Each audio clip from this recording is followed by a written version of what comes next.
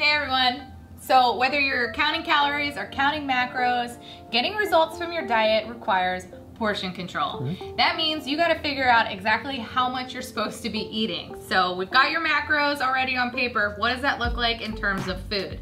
I'm Emmy, registered dietitian and nutrition director at Trifecta, and I've got the expert here, Mario, our executive chef, and we're gonna walk you through a really simple approach to eyeballing how much you actually need to be eating to hit your calorie and macro goals. Absolutely. Now, this works really well, especially if you're eating out and you don't have access to things like a food scale or measuring cups. How can you figure out exactly how much you're supposed to be eating? Yeah.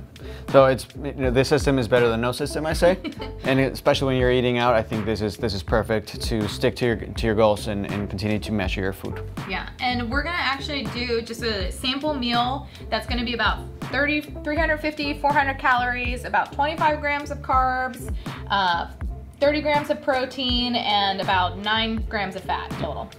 So we'll start with the carbohydrates. And what do you use to figure out exactly how much carbs you need? So we're gonna use the hand fist model. Yeah. This is a very, I like to say, very dietitian oriented method. It's old school. Old school, yeah. But it's also the best because every single hand is different, and it goes exactly to what your body is. As you can see, Emmy's hand is a little bit smaller than mine. So I don't get to eat as much, essentially. Well, she's buff, so she gets to eat all this stuff. Yeah, if you you gotta get bigger hands.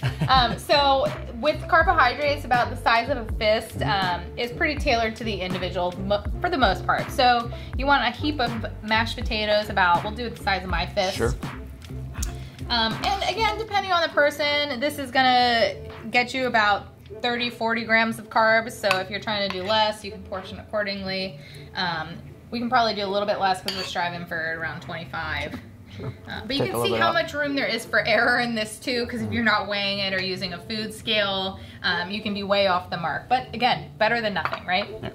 Okay, so then the next thing we're gonna do is actually vegetables. So vegetables are a special category of their own. Tell us a little bit about why you can eat as much vegetables as you want. Yeah, so vegetables are low calorie, very high nutrients, so all the micronutrients, vitamins, minerals, and also fiber are present in vegetables. That's why they're so important to have in every single meal. Not only do they feed you in that aspect, but they also help you stay satiated.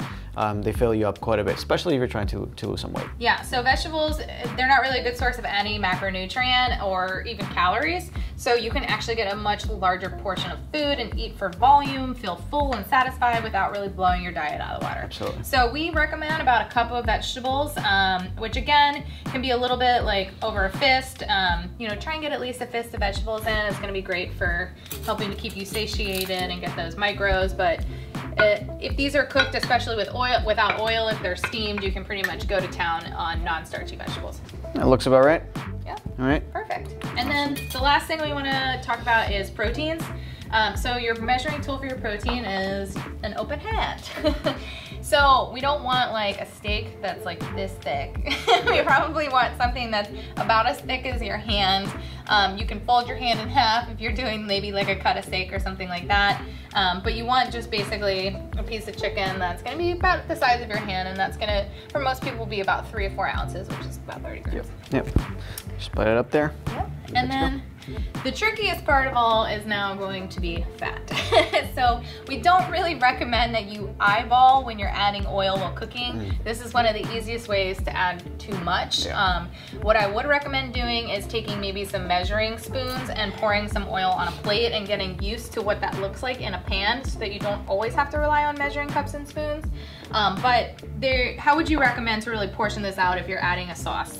Yeah, if you are going to add a sauce and you don't have a measuring spoon, your thumb is actually the best way of portioning out the amount of fat that you're going to need. Whether it's nuts, whether it's an avocado, whether it's a sauce, your thumb is going to be about what you're going to need. But conversely, if you have measuring cups and tablespoons, in this case, pretty much a tablespoon would be equivalent to about 9 grams of fat. So if you have a sauce that is high in fat, I highly recommend that. And if you look at any of the other videos, I am a big proponent of adding flavor to your food, and that comes in the form of a sauce. So simply adding a tablespoon, that's going to get you those exact 9 grams of fat that you're looking for, and laying it down across for flavor, color, and enjoyment, of course. Yeah, there you go. So if you're doing this at home, obviously it's a lot easier than if you're eating out, but the more that you are using measuring cups and spoon, or at least trying to eyeball your portion sizes, the better you're gonna get at hitting your goals. So, well, this is not the most recommended or perfect way to do this. It's better than nothing, and it's a tool that you now have in your arsenal to crush your macro-based diet. Absolutely. So don't forget to check out the article below for more tips and tricks.